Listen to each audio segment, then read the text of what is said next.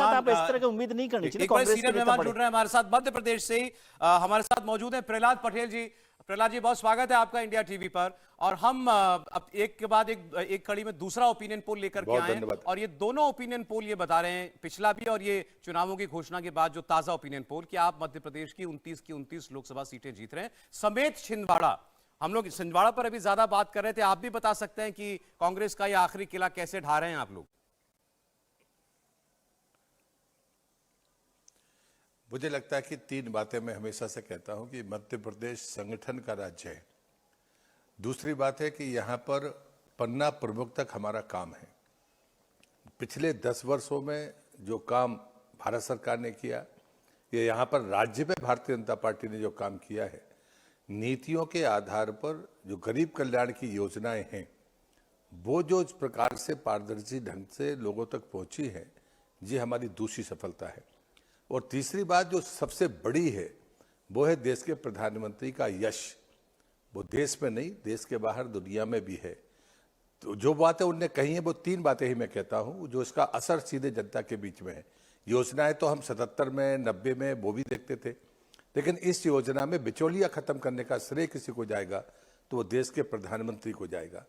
दूसरी बात है कि एक प्रकार से अधिकारी, नेता या चौथा स्तंभ, हर आम आदमी उनके पास अपनी समस्या लेकर जाता था, बिना मांगे जरूरतमंद को मिल जाए।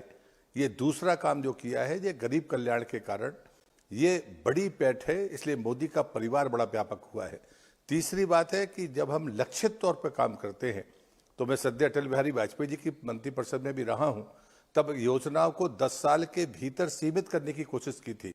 लेकिन ये मोदी जी का एरा है जिसमें समय तय होता है, तो काम या तो समय पर होता है या समय के पहले होता है। अगर लेट होता है तो उसकी जवाबदेही तय होती है। और इसलिए आज अगर हम 2 दिन पहले जब पेट्रोल के दामों में कमी देखते हैं, मैं राजनीति के उन परिवर्तनों का देखने वाला हूं 77 से लेकर 2014 तक, तो जो परिवर्तन मैं देख पा रहा हूं, उस कारण से मैं कह सकता हूं संगठन की सामर्थ्य और नरेंद्र मोदी जी की जो गरीब कल्याण की योजनाएं हैं, जो वास्तव में धरातल तक पहुंची हैं बिना किसी बिचौलिए के, ये ताकत है। जो छिंदवाड़ा हम जीत चुके हैं एक बार, कोई हमारे लिए नई बात नहीं है।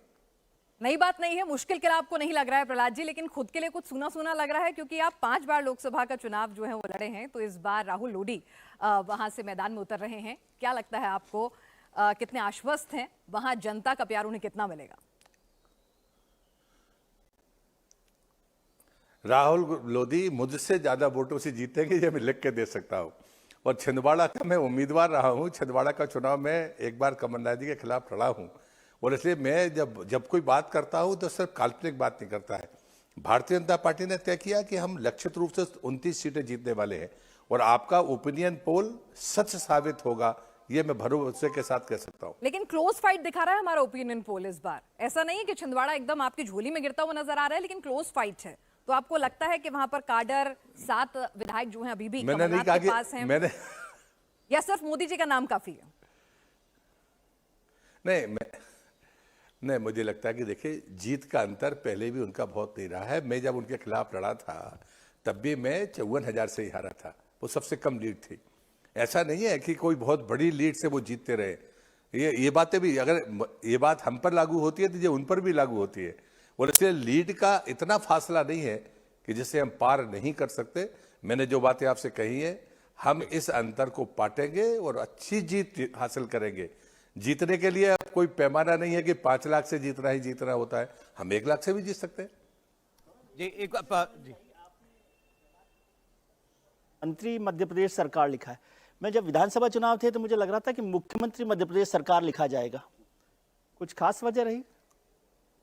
विजय त्रिवेदी जी, सीनियर जर्नलिस्ट, उनका सवाल था ये। नहीं, मुझे लगता है कि ये, हाँ, मैं उनको आवाज भी पहचानता हूं और देख भी पा रहा हूं। मुझे लगता है कि ये आपका परसेप्शन होगा। भारतीय जनता पार्टी का जब फैसला होता है, तो हम तमाम लोग जब दिल्ली से यहाँ पर चुनाव लड़ने के लिए आए थे, तो सशर्त नहीं आए थे। हमें कोई आश्वासन या घोषणा हमारी नहीं थी। सामूहिक नेतृत्व की विजय है मध्य प्रदेश में, और जिसने ऐतिहासिक विजय देखी है। मैं ऐसा व्यक्ति था जिसने कहा था कि हम 2003 को दोहरा रहे, तब मेरी बात पर शायद कोई विश्वास नहीं करता था। और इसलिए ये जो अटकलबाजियां हैं ये बाहर हो सकती है। भारतीय जनता पार्टी के सामने कभी ऐसा ना तो चर्चा आई है और ना ही दृष्टिकोण था। हमने किसी को नेता घोषित नहीं किया था, इसलिए नाम के पीछे जो लिखा है वही यथार्थ है। समीर चौगांवकर साहब एक सवाल पूछेंगे और हमें जरा स्क्रीन पर वो नजदीकी जो सीटें हैं क्लोज फाइट वाली वो दे दें ताकि हम प्रहलाद जी से उन पर भी चर्चा कर पाए। समीर चौगांवकर जी। प्रहलाद जी, मैं समीर बोल रहा हूँ। भाई साहब, ये बताइए, राहुल लोधी को जो टिकट दिया गया है दमोह से, तो क्या उमा भारती को कोई भूमिका है? उमा भारती के भतीजे, और जिस तरीके से चुनाव के पहले जो कैबिनेट एक्सपांशन हुआ था तो कहा गया था कि उमा भारती की नाराजगी है, इसलिए राहुल लोधी को चुनाव के कुछ दिन पहले राज्य मंत्री बनाया गया था। तो क्या ये जो सीट पर जो टिकट दिया गया है उसमें उमा भारती की कोई भूमिका है या एक कार्यकर्ता के रूप में उसको टिकट दिया गया है? नहीं, थोड़ा आपको करेक्ट करना पड़ेगा। जी, राहुल लोधी उमा भारती के भतीजे नहीं हैं। ये वेयर हाउसिंग कॉर्पोरेशन के चेयरमैन रहे हैं। हाँ। और ये कांग्रेस से एमएलए बने थे, फिर भारतीय जनता पार्टी में आए थे, बाई इलेक्शन में उनकी हार हुई थी, इस बार उनको टिकट नहीं मिला और वो एक अच्छे शहादत वाले परिवार की पृष्ठभूमि से हैं, ठीक व्यक्ति हैं, पर ये उमा भारती जी के भतीजे नहीं हैं। इसको आपको करेक्ट करना होगा। जी ठीक। ये भावेश झा हमारे जो सिफोलॉजिस्ट हैं प्रहलाद जी, उन्होंने कुछ सीटें अपने सर्वे में पाई जो जिनको लगता है कि ये यहाँ नजदीकी मुकाबला है। एक छिंदवाड़ा उनमें से एक है जिसके बारे में हमने बात कर ली है। बाकी 5 सीटों पर मैं आपकी राय जानना चाहता हूं। इसमें से 2 तो चंबल की सीटें, मुरैना और भिंड, तो पहले इनकी बात कर लें। ये इन 2 सीटों को क्लोज फाइट में दिखाया जा रहा है। मुझे लगता है कि अपन अगर पिछला रिकॉर्ड भी देखेंगे तो मुरैना और भिंड बहुत लंबी जीत हम नहीं रहे हैं, हम काफी कम अंतर से जीतते रहे। वहाँ का जो राजनीतिक समीकरण है वो संगठन के पार्टी के ध्यान में है और इसलिए क्लोज और उससे ये कोई बातें नहीं होती है। लोग विधानसभा के चुनाव में कुछ लोकसभा सीटों पर हम पीछे भी हैं, उसके बाद भी मैं दावे से कहता हूँ ये लोकसभा का चुनाव है। पिछली बार के अनुभव ये भी है कि जब मध्य प्रदेश में कांग्रेस की सरकार बनी थी तब भी हमने 28 सीटें जीत ली थी। तो मुझे लगता है कि लोकसभा के चुनाव में और विधानसभा के चुनाव में दोनों जगह पर ये बातें ध्यान में नहीं होती हैं। लेकिन आपका सर्वे कह रहा है तो फिर भी मैं आकलन करता हूं, मैं भी परिणाम को देखता हूं। तो मुरैना और भिंड में हम कभी लंबी लीड से जीते हैं, एक आध बार को छोड़ दे तो हम लीड हमारी कम रही है, लेकिन जीतना तय है, ये बात आप मानकर चलिए। चलिए, तो मुरैना में नरेंद्र तोमर की जगह शिवमंगल तोमर को टिकट दिया गया है और भिंड से पुरानी ही संध्या राय को जो बनाया गया है, लेकिन जातिगत समीकरण और तमाम फैक्टर्स जो है बड़ा रोल प्ले करेंगे। लेकिन अब मंडला, छिंदवाड़ा, रतलाम और खरगोन में भी यहाँ कांटे की टक्कर दिख रही है। छिंदवाड़ा की बात तो हमने कर ली है, मंडला, रतलाम, खरगोन, इन पर आप क्या कहेंगे? नहीं, मंडला मेरी ही सीट है। मेरा जो गोटेगांव की असेंबली है वो मंडला लोकसभा का हिस्सा है। फग्गन सिंह जी हमारे राष्ट्रीय नेता हैं और जनजातीय क्षेत्रों में उनकी बड़ी साख है, लेकिन जो राजनीतिक पृष्ठभूमि रहती है, लेकिन विधायक का चुनाव तो नहीं निकाल पाए वो। आप पिछला मंडला के परिणाम नहीं, वो अलग बात है, लेकिन वो सीट हम पिछली बार भी हारे थे। फग्गन सिंह जी जब पिछला 19 का चुनाव जीते थे तब भी हम निवास हारे थे, ये बात हमें भूलनी नहीं चाहिए। उन्हें पार्टी ने जो आदेश किया, एक कार्यकर्ता के नाते उन्हें स्वीकार किया। हम पिछली बार भी मंडला, केवलारी, गोटेगांव ऐसी ही सीटें जीते थे। उसके पहले हम लखनऊ भी एक बार जीत गए थे। लेकिन ये 3 सीटें हैं जिसकी लोकसभा का चुनाव में अगर हम परिणाम देखेंगे तो ये कोई आश्चर्यजनक बात नहीं है जो सर्वे में आपके आया है। लेकिन उसके बाद भी मैं दावे से कहता हूँ ये मैं अपनी भी सीट मानता हूँ क्योंकि मेरे जन्मस्थान की सीट उसमें है और इसलिए मंडला की सीट हम हर हाल में जीतेंगे, ये मैं कह सकता हूं व्यक्तिगत तौर पर। रतलाम और खरगोन भी नजदीकी मामला दिख रहा है प्रहलाद जी।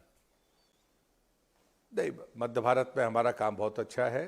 खरगोन और रतलाम की सीटें इतनी कमजोर हम नहीं मानते हैं, लेकिन इसलिए मुझे नहीं लगता, क्योंकि आदिवासी क्षेत्रों में जो विधानसभा की परिस्थितियां थी वो भिन्न थी।